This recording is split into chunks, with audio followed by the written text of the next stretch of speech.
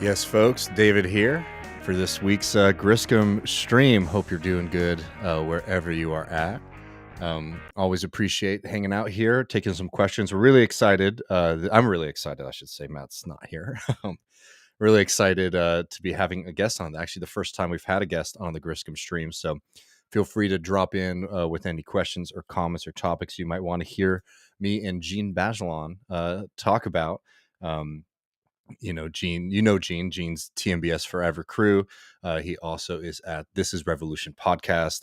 A good man and a good friend. We're going to bring him on in just a second to talk a little bit more about these earthquakes in Turkey. But just before we jump into that, I did want to give folks a quick update. If you watched the episode this week, we talked to Seneca and Sam about this fight over police oversight in the city of Austin. It's a really insane story. If you're not familiar, I highly suggest going and watching it, because obviously it has a lot of important local context, but in the kind of activities and tactics that the right wing is using, the kind of activities and tactics that the police unions are using, it has a lot of lessons, I think, for people all across this country who want to see significant oversight and reform for the police department. But quick oversight, if you watch that episode and you know what was at stake, there's a very historic and important city council meeting yesterday to, fire city manager Kronk, who failed us both with the winter storm recently and also with this ridiculous police contract that he just sort of pulled out of his ass in his last couple of days in office. So he's gone, and the city council voted 9-2 to reject this 4-year police contract that was sort of sprung out of nowhere on the city, and was an attempt basically to subvert the democratic process, because there were plans in May for there to be a vote on this. So this May there will be an opportunity for Austinites to come and vote for more significant police oversight, and was really excited to see that successful. The room was packed. People had a lot of really powerful testimony. So good day. We don't always have things to celebrate on Left Reckoning, but this was something that was a really great example of community power and folks winning. But anyways, more on that in the near future. Let's not delay anymore and bring on our guest for this week's Griscom stream, Djene Bajalan. How you doing, brother? I'm doing fantastic, and I did not know I was the first guest on the Griscom stream. It is a real honor. I do catch the stream every so often. Sometimes I go for a run at this time in the afternoon. I like to listen to it as I run, learn about what's going on in the in the sticks of Texas, in the barbarous South, across the Mason-Dixie line. But yeah, it's a real honor to be here. Thank you so much for hosting me. Well, I'm really happy to have you on. I mean, I'd been thinking about bringing folks on for a while, and it's always hard because I don't want these necessarily to just be like another interview segment. I like having somebody to chat with and just sort of taking these where they go, and you're a perfect person to do that with. So in a little bit, folks, if you're just tuning in, we'll be going into kind of Q&A segment. But at the top, we can't ignore this massive story, truly horrific one, which has been the human cost, the devastation in Turkey and surrounding areas from these massive earthquakes. And Djene, I was just wondering, first off, I just want to let people know, if you're able to, it means so much if you can donate. There are links in the show notes right now, how you can donate and help folks out. But Djene, could you give people a sense of, what has happened in Turkey with these earthquakes? Yeah, so this has been like an extremely large catastrophe. And the last I checked, the death toll was around 40,000. That's a huge death toll. Um, and the expectations of where this number will rise to are much higher. Some people are talking about 100,000. Some people are talking about maybe 200,000.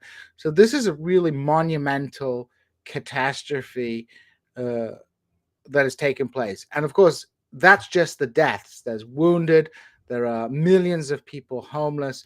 There are massive cities the size of 1-2 million people that have been utterly devastated, and a huge swath of the country stretching from the Mediterranean all the way towards Diyarbakir in the Kurdish region, as well as southwards into Syria, which, although not at the epicenter of the earthquake, uh, obviously has suffered greatly because of a variety of different factors, poor infrastructure, and of course the war that's been taking place, and really the lack of basic amenities and earthquake protection, an issue that has been exacerbated, of course, by Western sanctions. Hmm. I think it's important to recognize this as as being a fact. So it's affected, both government and opposition held regions as well. So it's this huge earthquake, and I've put a list of charities. I sent David a list of charities out there.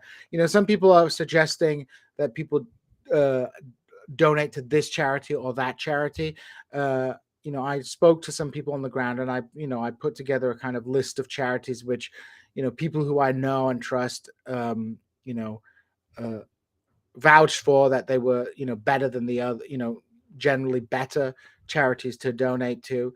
And, they're all working in very difficult circumstances. Some of them are working in Turkey alone, some are working in Syria. So we have this huge humanitarian catastrophe. But like all humanitarian catastrophes, um, their impact has been profoundly shaped by the political and economic structures existing in Hmm. Turkey at the moment.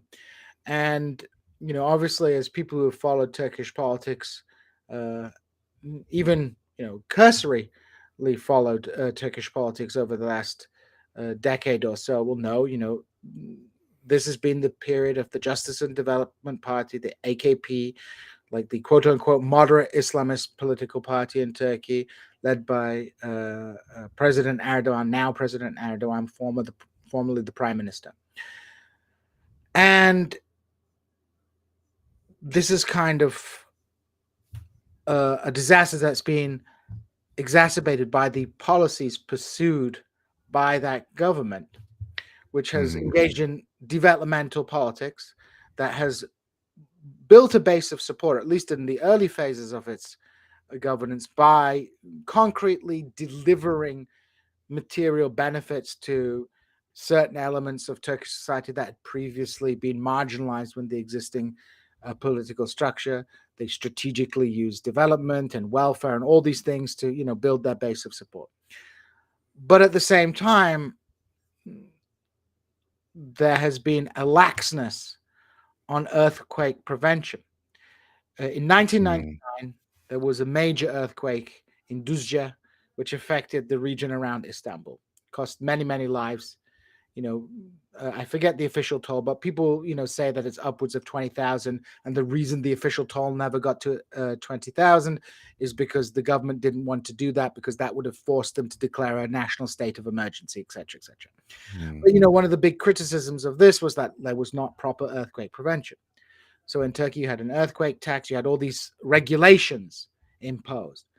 But the closeness and interpenetration of construction capital, the big five construction firms that grew up with government tenders, government support in these big, huge infrastructure projects, roads, etc. There's statements coming out saying that they raised a special tax for earthquake protection that was spent on road construction.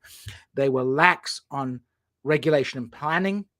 And they and people who criticized them, from the engineering community, from the seismologists who were critical of this, were silenced or forced out. I mean, there's a striking picture where you see a whole city destroyed, and the only Hmm. building left standing is the Muhandis, or the like the chamber of engineers, right?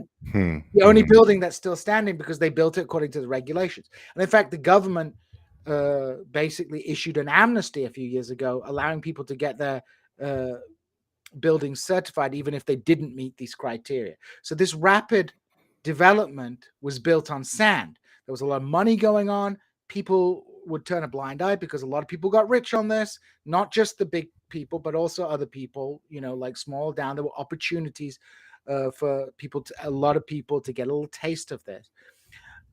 But, Turkey's gone into economic crisis recently. And now this earthquake has, like, basically all this like development, which was very visible in Turkey, new high-rise buildings, infrastructure, is collapsed. Not Mm. just not just homes, government infrastructure, the Belediye buildings, which is the local government, hospitals, airports. They built one of the airports on a fault line and ignored the statements of seismologists and experts. This was not something Mm. that people. This was a train crash that was people knew was coming, right? I remember people talking about it to me, saying like, "Whoa, like in Istanbul, these buildings are up to code, but these buildings here, they're going to fall down the first." Well, you've had so much development in Turkey in such a short space of time. We've come to this situation where we've had this earthquake totally destroy so much of this infrastructure, and it's costing not just perhaps upwards of 100,000 people dead. Like I said, official numbers around 40,000, but God knows how many people are dead. Mm. But millions homeless, millions in the freezing cold of winter homeless. And look at a place like Syria, where it's exacerbated by war, by sanctions, by all these kind of things that are that make this make this tragedy infinitely worse. And of Mm. course, the response of the Turkish government has been, as the AKP was very successful during its early days at being a kind of voice of the people, doing this right populism, doing this right populism thing. Like, there's these metropolitan elites, they don't know what you need. But they now are tone deaf, right? Erdogan, one of his response was to complain not about the construction people, but about people spreading quote unquote false news, fake news Mhm. on social media. There were accusations they forced Twitter to shut down, which was disastrous because people were finding each other using telephones and social media. And last night they did a fundraiser, which was really the king has no clothes moment, because you had all these people close to the government, offering all this money, which is state money. The Mhm. central bank is like, we will give X amount of money, like 30 billion lira. It's the profit is the money that would go into the government's treasury anyway. And people are like, this is, like they're so tone deaf. The question going forward is they will delay the election that is due this year. The question going forward is what will be the political repercussions of this. And so and I can't answer that question because I don't know if an election will be free and fair in Mhm. Turkey. Well, I mean, that's what I was gonna. I'm getting a little crossback. Sorry. That's what I was. Gonna ask next was. I've been talking to some Turkish friends. I have a couple, Gene. And they. I was asking them about whether or not they think that this political project is going to be able to survive another election cycle. And now the question is about whether or not there will even be like a legitimate election for the people. I mean, I know like predicting these things is hard, but from your sense, I mean, what is the kind of public response to the government actions following this earthquake? Well, I think there's a lot of public anger about this, even amongst sections of society that were hitherto either neutral or supportive of Erdogan. I mean, it's like really has exposed it. There are, even the AKP propagandists in the West are saying, well, mistakes was made and the response wasn't what it should have been. The opposition has been trying to make hay out of this. They've been, really hammering the government over this about what they've done. But the question comes down to me is like, how fair will the election be? And a lot of people talk about Turkish elections is that they are free, but they're not fair generally. Like you'll have integrity at the ballot box, right? But the state institutions are in the pocket for the government, right? So there's been this notion that the elections are fair but not free. But Mhm. uh, one of the consequences of 20 years of AKP rule has been the utter hollowing out and degrading of Turkish state institutions. Hmm. That transformation from being, I mean, Turkey, for a Middle Eastern country, let's say, had some strong institutions, right? The you know they had a bureaucracy and a military which operated as their own centers of power. You had a parliamentary tradition that goes back to 1908, or even if you want to go back even further, 1876. So that it's not like these things were new developments uh, in uh, in Turkey. But under the AKP, these institutions have degraded as um, those groups that were not close to the government have been purged, and how there's more and more cronyism has pervaded the system, uh, more graft, and there always has been these problems, but like this has been intensified by the sustained nature of the AKP's government. Erdogan has been in power longer than Mustafa Kemal Atatürk was it, the founder of Turkey, was in power. This is Turkish governments historically have been relatively unstable. There's been change in the 90s. They were changing the government there was a new prime minister every few months. In the 80s, there was a bit more stability, but this is a really long period of time where Erdogan and his supporters have really penetrated the state to a deep degree. And these institutions, I feel many of them have been hollowed out. Each one of it's like a Gramscian war of position has been taking place. They've been hitting each of these centers of power. So people will predict things, right? But I think it's going to come down to the question of how fair, how free will the ballot box actually be? And we've seen troubling signs. Obviously, Kurdistan. I mean, Kurdistan, Turkish Kurdistan, and Kurdistan in general is usually like the road to tyranny goes through Kurdistan, because a lot of the methodologies of like anti-democratic practice, they trial them out in the Kurdish region. Like, for example, abolishing local governments. Now they're bringing that policy to Istanbul because the mayor of Istanbul is popular and might actually challenge Erdogan to the presidency. So there's all kinds of things going on. And this delay will happen. The question is like, how long will this delay be? The constitutional court is in the bag for Erdogan. There isn't really an independent constitutional court. It's basically it's gonna come down to this really critical question of will there be some kind of free and fair election? And I'm quite skeptical of it.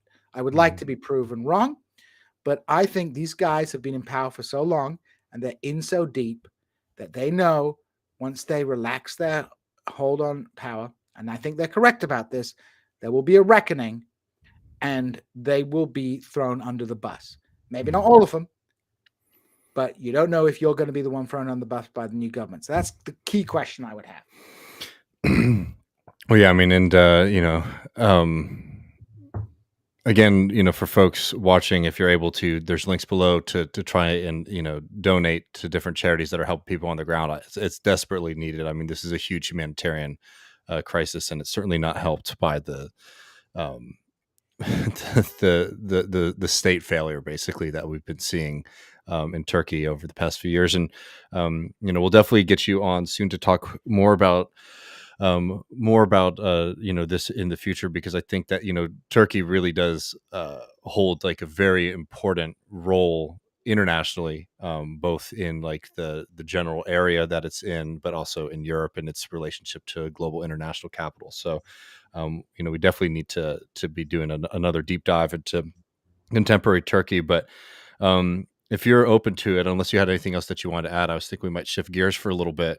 Sure. Like I said, like you said quite well, please take a look at those links, look at the charities, see which one you feel most comfortable with. And, if you can just donate $5 or something like that, that really helps, because, like the capacity of this Turkish state really, is not that great in this crisis. And yeah, like when you give to charities, some of it's going to be wasted, but like it's basically all there is. It's what we have. Yeah. You know what I mean? Like that's sort of it. No, totally. I mean, well, we can, again, so folks, we're going to open up the chat. So if you have any questions or topics, that you want us to talk about. I think Gene and I are pretty open to anything that's on your mind. I think maybe to start us off, I was going to jump into some questions about class in the U.S. Because I think that these are really the fundamentally only important questions to trying to build a different kind of politics in this country. You know what I mean? Like, I know sometimes we talk, Gene, both, on podcasts and personally, the kind of common line is like, well, there isn't a left in the US, right? In the sense of like a strong, organized um movement. And I think that it's important to recognize like the limitations of power and organization. And I don't mean to make it seem even more dire, but like, if you think that there's not like a strong socialist left in the US, the level of like class consciousness, and the level of like class organization, regardless of being left-wing socialist or anything, is unfortunately really, really low. And uh, uh, I know you've seen what's been happening with these train derailments outside of East Palestine. I don't know if you saw just this afternoon, there was another train derailment, another Norfolk Southern train outside of Detroit. I think about 6 cars were derailed. And the railroad industry, I know for some people they might think of it as a kind of quaint thing, but this is something that is absolutely critical to the general functioning of American capitalism and in industry in this country. Yeah, And I think people are under some, wrong impressions about the railway system in the United States because all they know is Amtrak, and Amtrak is terrible. mhm, But Amtrak is terrible partly because train priority is given to freight trains because freight is critical to the American infrastructure and the use of the reason your Amtrak train is late is because 100 car mhm. train is like taking its sweet ass time to get through town. So yeah, railways are like critical infrastructure in this country. They're not, like you said, they're not quaint. It's just we don't travel on them Yeah. anymore. We just because it's like it's made kind of impossible to be used as a mass transit system. Yeah, and like and historically, I mean, this just hasn't changed, right? Like, where I'm at in Texas, like the railroads are really powerful, in the Reconstruction era, and in the early 20th century, and they maintain that power. Where you're at in Missouri, the trains have the train systems in the terms of like just like not just moving people, like in terms of transportation, but moving goods, and raw materials was massive. And like, I'm curious what you think about this, Gene. I haven't asked you about this and I haven't seen your thoughts on this, but going back a few months to the potential rail strike, which Joe Biden and the Democrats locked arms with the Republican Party to basically squash this rail strike. Um, Not only was, I think, devastating because of what that meant for those workers, but also that fundamentally a lot of the things that those railway workers were complaining about were exactly the same kind of systems, like precision scheduling, and these super long trains, small amounts of crews working these trains that are becoming hundreds and hundreds of cars long. It's one of those things where like the workers literally understood the fundamental problems with this system, and now a significant amount of people are dealing with the fallout of the failure of these big corporations, basically, to listen to the complaints of the workers. Yeah, you know, the metaphor is quite apt. This was a train crash waiting to happen, right? Hmm. It was a slow motion train crash. I think one of the important things that people have to highlight is that these railway strikes, and the same is true in Britain as well. People who've been following in Hmm. Britain, we've had a series of railway strikes and industrial action that has been taken by the railway. It's not just about pay, right? Hmm. It's about the way that the job is organized and the way that companies are cutting corners and implementing particular organizational systems which undermine safety of the workers, and of course safety of passengers, of cargo, and all that kind of stuff.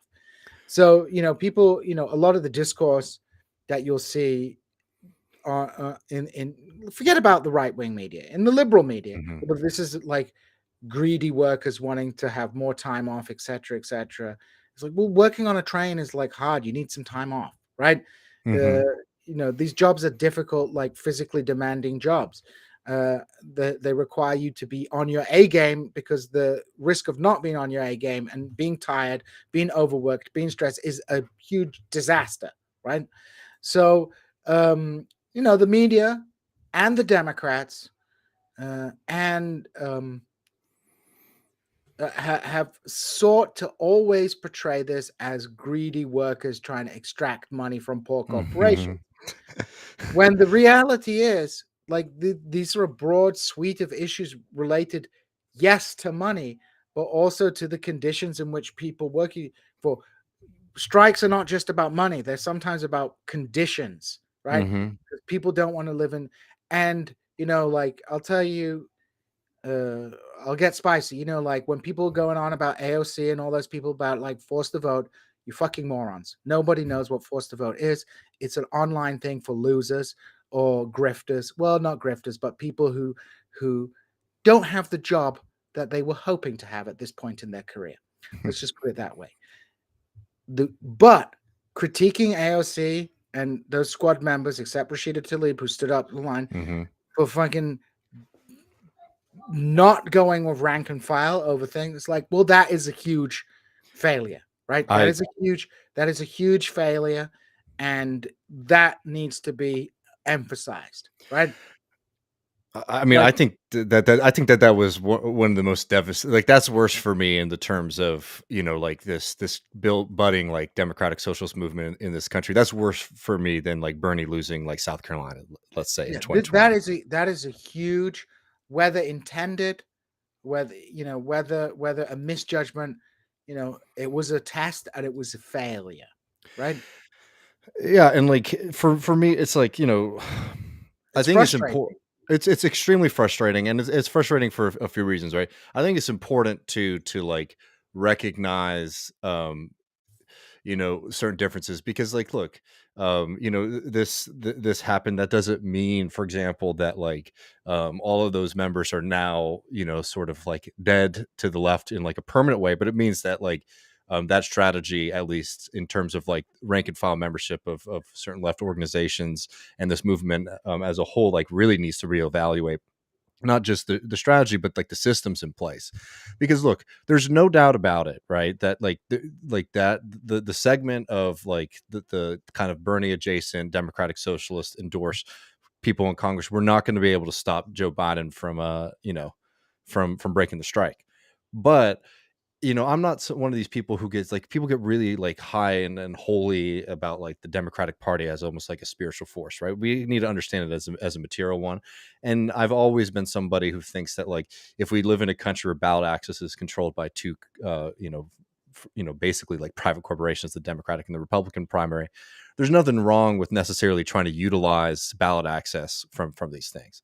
But you also need to be making it really damn clear to the general American public, and most importantly to working people, that this represents a very, very different view of politics, a very, very different intention for what they're going to do. And at that moment, despite the fact that I know behind the scenes, AOC and the rest of the squad, we're in communication with railroad worker unions about what the best strategy to do were, right, give them that. I think as a movement, beyond even just like that particular question, that particular vote, I felt it was like a really damaging thing, because that was a moment where actually taking a symbolic vote, I think, matters, right? Yeah, it Like, would have mattered, because you then get outworked by the right populists in mhm, the Republican Party, who are able to posture you as being in lockstep with the Biden administration and being against workers. I think it was a misstep. It was disappointing. Although, like, in general, I guess I don't expect much from Democrats anyway. mhm, But this is what this has brought us to, right? mhm, And we see this a lot uh, now with industrial action in certain sectors, railways in Britain. The unions. My brother, who was a nurse, he was on strike because not just pay but conditions, right? Pay and conditions, and those pay and conditions uh, affect people's safety. So you don't invest in you don't invest in your human capital, right? You don't invest with the people running the railway, Mm-hmm. Uh, you don't invest in new technology to assist them with that. You don't invest in anything. You just try and squeeze as much out of them as you can, and run things with like skeleton crews.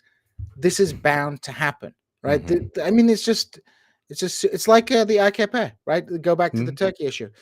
You let everybody build all their buildings without being following the code.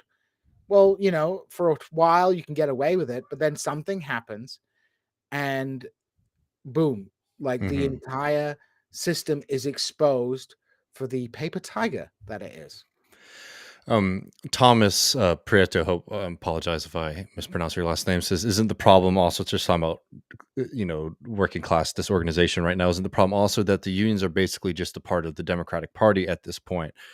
And I mean, I think that it's important to recognize the difference between like leadership and rank and file. Like, for example, in the railroad industry, there's been this really big push with Railroad Workers United, because, the railroad industry is one that has, a bunch of different unions representing a significant portion of the railroad industry, right? And all these different unions aren't always acting in concert with one another. And, you need to have, industry wide unions.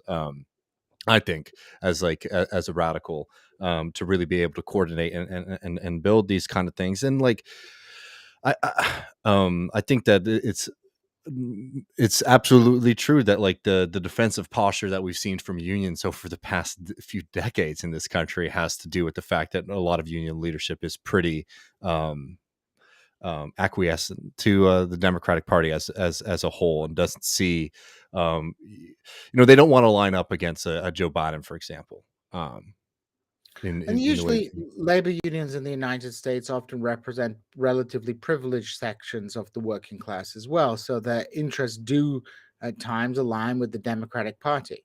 I mean, this comes down to a fundamental question about unions. And, I'm not raising this to be critical of unions per se, but, labor union consciousness is not necessarily radical or revolutionary per se. Um, it's Mhm. perfectly coherent with capitalist politics. It's like another form of negotiation and leverage. And yeah, part of the problem I think is that the labor union movement, for quite understandable reasons, is wedded to the Democratic Party. And the Democratic Party it's not even like a Labor Party in Britain, Mhm. Yeah. which comes out of the labor movement. It is a top-down a project that the labor movement has attached itself to, and it's a kind of Faustian bargain. It's like the Democrats are like the mafia. They're like, you're living in a terrible neighborhood where there's a lot of random crime, and the Democrats come along. They don't really offer you anything, but they say, we will give you a little bit of protection, but if you don't give us your vote or your money or your support, we'll let the big bad Republicans come and get you.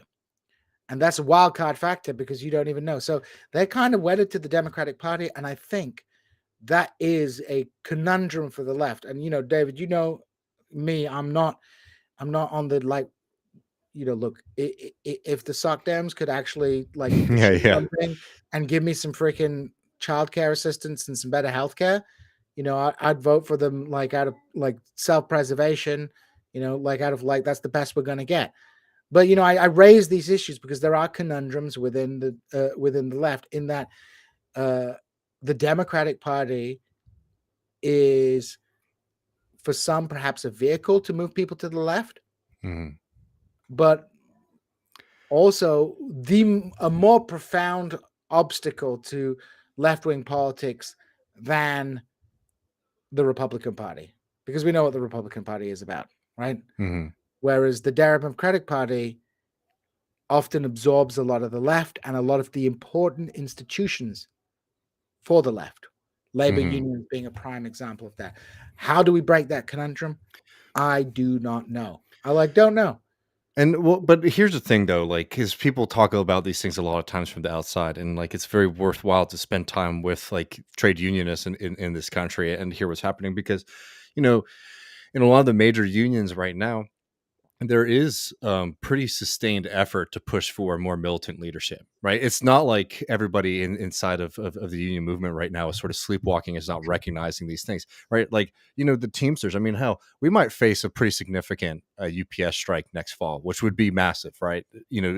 Just as significant in a lot of ways as what we were talking about with the train, a potential strike on the railroads, right? And that's come because there's been change in leaderships in the Teamsters. So you're seeing this kind of push to make these things, these movements, much more militant, as you are in the UK. Seeing a little bit more militant union leadership in the past few years. More and more people have been realizing that that's the answer to this kind of crisis. I want to do two quick things. Somebody asked this because this is an interesting point too. Just talking about militancy. Um, France, which has had these pretty amazing strikes over the past month or so. Their union density is something like 8%, right? Which is like US levels. I think the US is something like 10, 11% union density, right? So like the ability of the French to sort of strike and get people in the streets is a lot stronger than the US, and it's not solely because there's a larger union density, which I think is an important thing to remember. And before we move on with different questions, I do want to respond to this because I think that this is not the correct takeaway, which is like just another indication of the failure of the whole DSA Jackman strategy, which has failed miserably. Because I mean, look, we're talking about what just happened with the squad as like a huge setback, which I totally agree with. But I think a lot of times people don't understand what that strategy was, and they also don't understand why we're in the crisis that we are, right? If what you're talking about with the DSA Jackman strategy is generally like the dirty break strategy, right? Which is the idea of building up a pretty strong political base for a more left, democratic socialist, soc dem, whatever you want to describe that as, movement, and then building it up till it has enough power to be able to stand on its own 2 feet as an electoral force and on its own 2 feet as a congressional force. We didn't get there, and the problem with the squad, as we want to call them, is much more a problem, I think, of the early success of a lot of that strategy than anything. What do I mean by that? I mean, when AOC got elected, like nobody believed it, right? It was something that really shocked not only people in the general public, but even members of the movement, right? It was a pretty exceptional victory for AOC against Crowley, right? And then you see more and more people join up, and start winning, pretty significant elections against difficult odds. But what happens then is because the DSA, think about the DSA. I mean, DSA is an old organization in the sense it's been around for a while, but in terms of its current membership and what it represents today, like extremely young, right? Like extremely young to be talking about as like any form of like a national force, right? And what ended up happening is that there was no structure in place to sort of demand the unity or the unison of a democratic socialist cohort in Congress. They definitely should have built up a long time ago, for example, like a DSA or Democratic Socialist caucus in Congress. So instead of like having everybody voting different ways on different things, like you had some sense of unity, right? These are strategical questions that like we can have the answer to now. But a lot of this came because it was like people were just sort of building it up as they went out of a period of prolonged defeat. And I want to hear what you say in just 1 second. So the strategy is not so much that like, oh, we're going to abandon politics, right? Look, that would be, if what the left takes out of some of these missteps and mishaps is that we should go back to protest instead of politics, right? To use Leo Panich's terms on these things, I think it would be a historic setback and would set us back to another slinking and slow few decades of building a strong left. What we have to do is learn from successful socialist electoral movements across the globe and actually build a much stronger membership and relationship to leadership in these organizations, which isn't happening. It like isn't doesn't exist right now. But again, internally, there's a lot of attempts and fights about how to make this kind of thing happen. So that's just generally where I stand on these things and trying to build up a strong movement. Because here's the thing: at the end of the day, we can talk about a movement. We can talk about the membership of these organizations. We can be excited that there's more left media and magazines and stuff like that.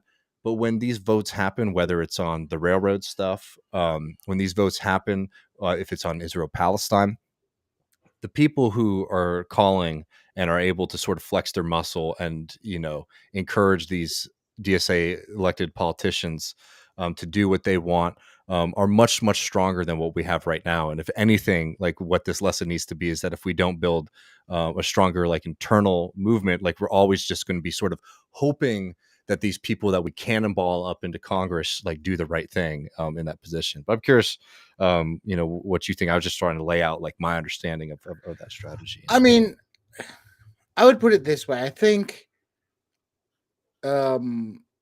things played out the way that they did for a reason. Mm-hmm. And as they say, mistakes were made, right? But also I think there are some fundamental problems. For example, a lot of people are angry that AOC and the squad are not acting like the Freedom Caucus. Mm-hmm. And they want people in Congress to do that. The problem is the Freedom Caucus guys are not elected to do anything. They're just elected to grandstand and do anything.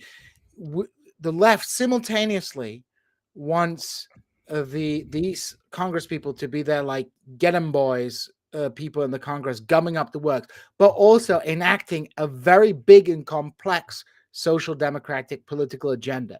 And those two things are mutually incompatible. Because if you look at what, when people were going on about forced to vote and look what the Republicans are doing, what are the Republicans in the Freedom Caucus demanding? They're demanding graft in the Congress, right? Mm-hmm. That they're not demanding a fundamental transformation of the American education system or the American health system. So, so this is howdy. So they're not demanding that kind of thing. But at the same time, I think the socialist left projected their hopes and dreams onto AOC and candidates like that, who at the end of the day, AOC only won her primary because of 12,000 votes, right? Shahid Buttar, who ran against Nancy, he got more votes than her, right? Also, she wasn't really heavily integrated into... no, she was a member for like months. And she was recruited by Zach Exley, who was a longtime progressive activist, a former student of Richard Wolff, who was a pioneer in electronic fundraising, founder of Brand New Congress, who liquidated Brand New Congress into Justice Democrats. He comes out of she came out of a machine, not of the socialist left, but of the progressive wing of the Democratic Party. Which is something that, and people are like acting like she's some kind of like freaking Eugene Debs in the Congress. So we did not have an adequate way to discipline these members, right? And also we projected all our political energy to these enders. And that includes people criticizing them. Because, at the end of the day, AOC is not my congresswoman, right? Like it really, like I have no influence over her. Like I'm happy to criticize her. I'm happy not to say, oh, she do good on something, right? But like I haven't got this emotional investment in it. And the left got too much caught up in what Jason Miles calls kayfabe, the WWS, and with this whole podcasting media sphere, and we're all to blame for this apart, we feed into because if you want to get up in the algorithm, you feed into a discourse of like a moralistic discourse of these people are good people and bad people. I do think the DSA Jacobin strategy failed, and it objectively failed with the failure of the second Bernie run. It was a failure. That doesn't mean that there was some other strategy we could have all done along the way, right? I'll talk to my radical left friends, and they'll be like, well, you should have followed this strategy. It's like, well, you know what? If you were so bloody successful, you're going to complain about millennial leftists. Who the hell were teaching us, millennial leftists, right? But I do think we've got to the point where that particular strategy has failed. And I agree as well, like going back to protest is not a solution to this, because protest is meaningless, right? It's not like 1848 where you could protest and maybe overthrow the government. It's like literally, it's not even useful for like internal cohesion and organization anymore. They've literally become like podcaster jamborees, and like a photo op is done. Okay, you guys shoot. Sorry, I'm having a baby invasion. Yeah, no, it's But all good. okay, I'll put it back on in a second. 1 second. Go take your sister back to the TV. So I think we've hit like a crisis, right? I think We've we're tried out in a agreement on that. we've tried out a road, and we need to sit back, discuss what worked, what didn't work, and what my fear is, David, is like what I'm seeing now, and maybe this is Mhm. just because I'm too online, is like after like this kind of unity of purpose people had behind Bernie, we're Mhm. we're returning to a kind of sectarianism, except like in a really degraded and stupid form. Like we don't have like Stalinists anymore who support the Soviet Union. We have like Mecca To communists and like Catboy Trotskyists. I don't know. yeah. Well, but all of this stuff is just like a way of engaging in politics that is hyper individualistic, right? And even engaging with like tremendous amounts of like media is like a um yeah, you go ahead. I'm just gonna say this really quick. No, you go ahead. Um, it's like this really and I appreciate Gene so much chilling. um we have a way of sort of viewing politics as an individual act, and rather than thinking about politics as something like action or organization, it's about personal convictions, right? It's like, do you have the right personal ideas? Do you have the right sense of things? um do you have the right heart? Is your soul good or is your soul bad? And you can really, and people are like rightfully angry too. Do you know what I mean? Like, people are rightfully angry. People who like do a lot of politics, watching and thinking and trying to engage with this stuff, they have a lot of energy, but without like an avenue for it, you can only sort of turn it into like beef and like hyper identifying with something, and attacking others who sort of stray from. I mean, like, some of the debates we have you see online are just so fancy, like fantastical to me, because there is no kind of like material road, in front, like, when you have like Trotskyists and Stalinists like arguing about like what their favorite like policy would be, right? It's just like it's pure fantasy politics. It's a hyper individualist one, and it can sort of capture a lot of that energy that you have, because if you feel passionate about these things, as you should, you can be like, all right, I'm getting like my frustrations out in some level by fighting with somebody online, or hating a certain media outlet or whatever. But it's not politics. But I, and I think that, It's like that's just it's like the like someone default position for weakness. Do you know what I mean? Like, that's exactly what you do when you're out of power. it's like somebody, watching a load of pornography and going around saying that it's like some kind of Lothario. It's a kind of simulacra of politics, and it's, like I am, like I'm on TIR. I've been doing like podcast rounds for a while now. I'm not against like podcasts and things like that. No, What totally. I what I am against is people, you know, thinking that this is politics, right? Hmm. And like when people say like you should be using your platform to do this politics and have this, I was like, my brother in Christ, right? Nobody wants to hear about like an activist organizer PowerPoint presentation about something, right? Like if you think you're going to get political training of like how to do politics from a podcast, if you're one of these people who follows one of these like politics streamers and thinks that is politics, then you are sorely mistaken, my friend. Hmm. Like this is at best a form of, you know, what's it, infotainment, right? But like, I think it's incumbent of us in this sphere to say like we are providing like an infotainment, an education, like a product we're proud of. Like there's nothing wrong with entertaining people, and there's nothing wrong with trying to provide educational and Hmm. interesting material out there that people can learn, and that like it's better than watching Friends, which will like melt your brain. Listen to an interview from Adolf Reed or something like that. You'll learn something, right? But like so much energy is captured in this like fragment, like you said it perfectly. It becomes a form of individual expression, and the left has become reactionary.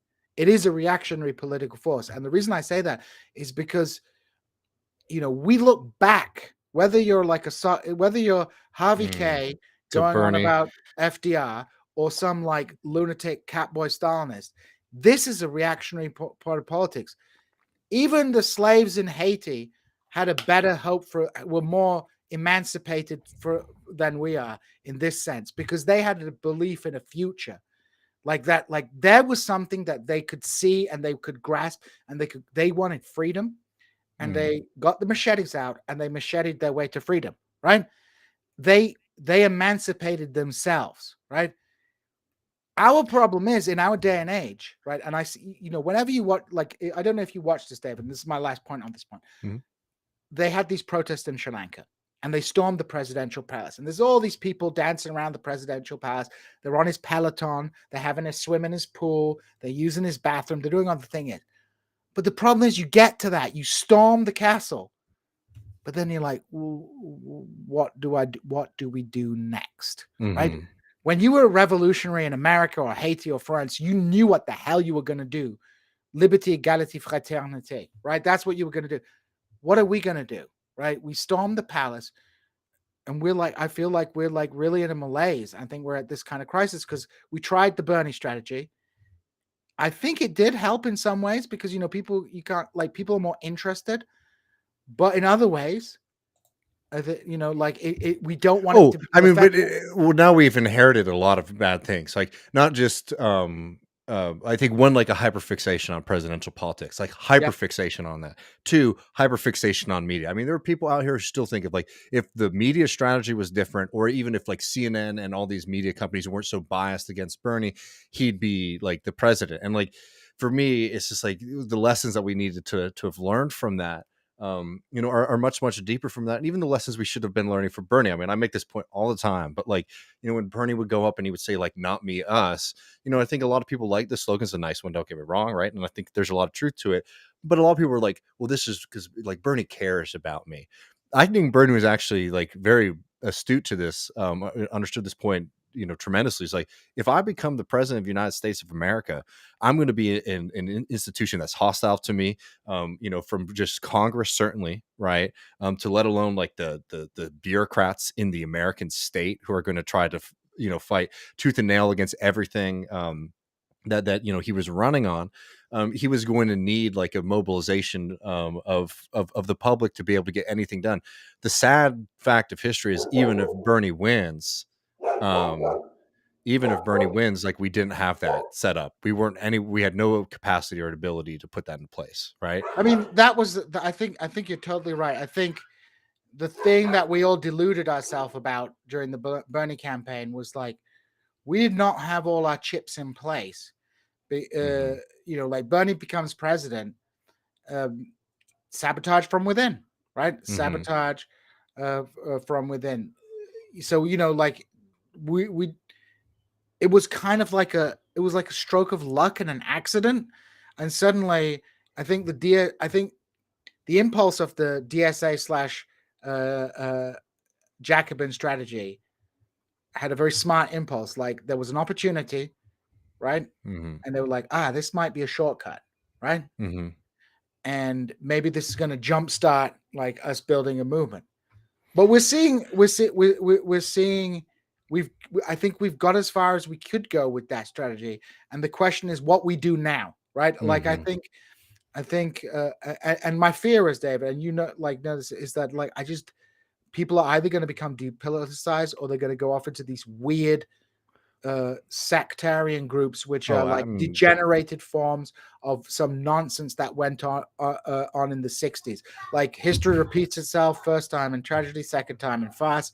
We're in the hmm. farce zone. Like, instead of having like serious like Maoist groups splitting with the MLs in the 70s, we've got like Mecca communists and MAGA communists and furry catboy Trotskyism and anarcho Oh, I whatever. mean, I don't want to get them on my butt, but there's a pretty famous Maoist group in Austin, and like they're actually awful. They're very like depoliticizing. They assault leftists all the time, like reactionary stuff. Oh, I But know exactly. They're in Missouri too. yeah, They smashed up a community garden but around they here. were they were worked up about a cat cafe here that like, and who knows, like maybe there's some truth to it about the owner being a fascist, right? and they would put out like these, and you gotta, give the mouse credit for this, being able to put out like 3,000 words on the fascism of this cat cafe, right? But it was like such a weird simulation of like actually having some, political fight or movement to fight for, and to write 3,000 words, and the end of it is like, down with the cat cafe, up with the true science of of Maoism, right? It's disappointing, Hey, but it's like it's a degraded cultural revolution where you attack the cat cafes yeah. as revisionists. But I mean, I'll say this, like, because look, there's a lot of things that are bad right now. I think that there's a lot of mobilizations that are good, and like, I'm just not somebody who's going to sit here and hyper focus exclusively on Congress, because I think that that's incorrect, right?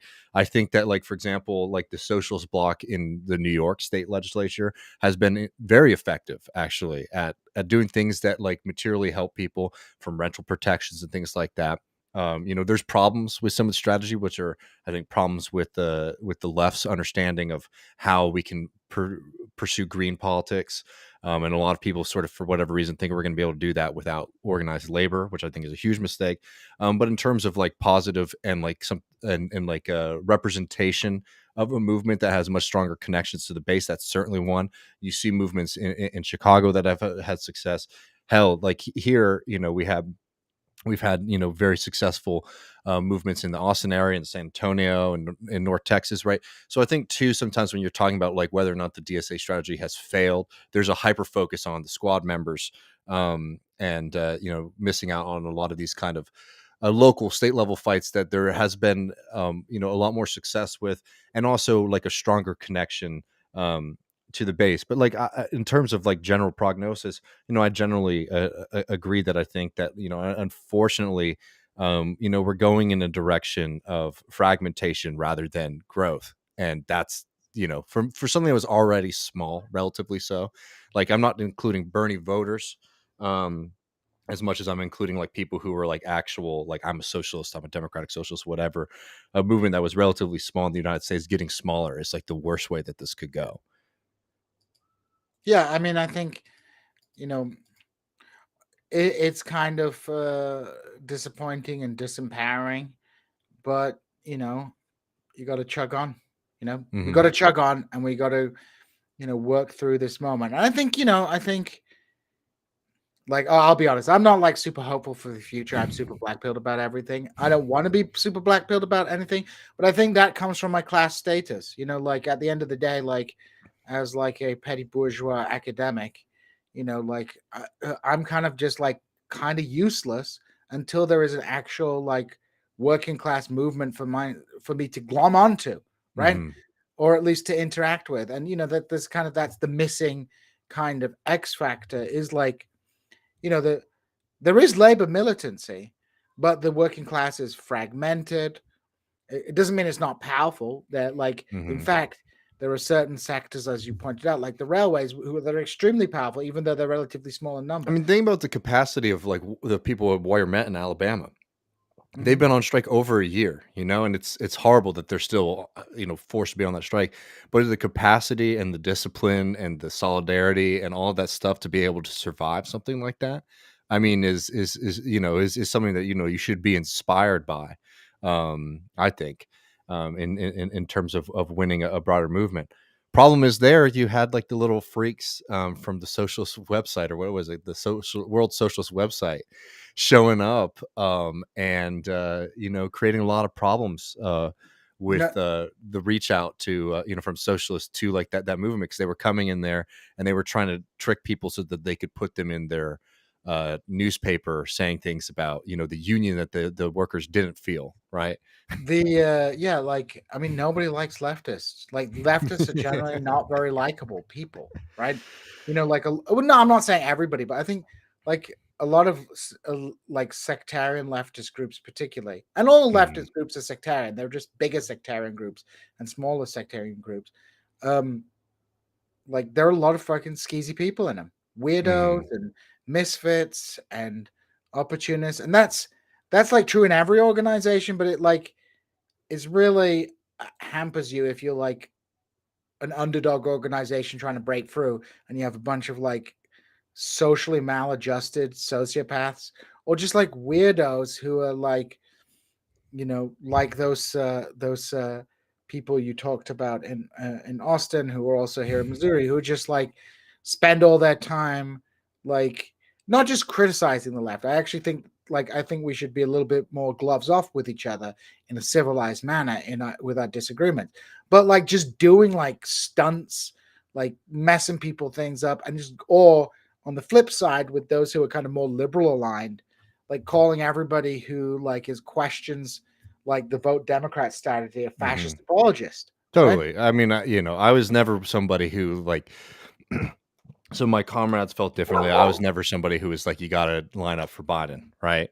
Because I find that to not only, you know, I never found that to even actually really be an important theoretical question for like building left movement in this country, whether or not you're lining up for one party or the other in the presidential election.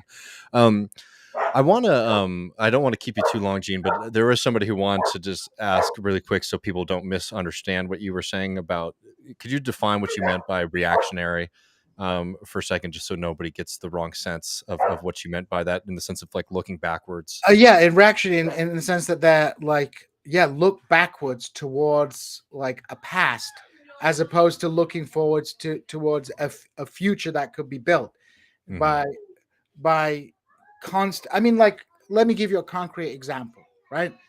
Amongst I've been following the Stalinists quite closely lately, but amongst the Stalinists, right? Their like project of socialism, there's probably some things you would find you would agree with, like let's nationalize this, let's make this, but it also comes with like 1930s style social values, Yeah. right? So like we're trying to build projects based emulating the past. Or another example is those who look back to FDR as some kind of proto-socialist. That means that you have to do a lot of like pruning off like uncomfortable.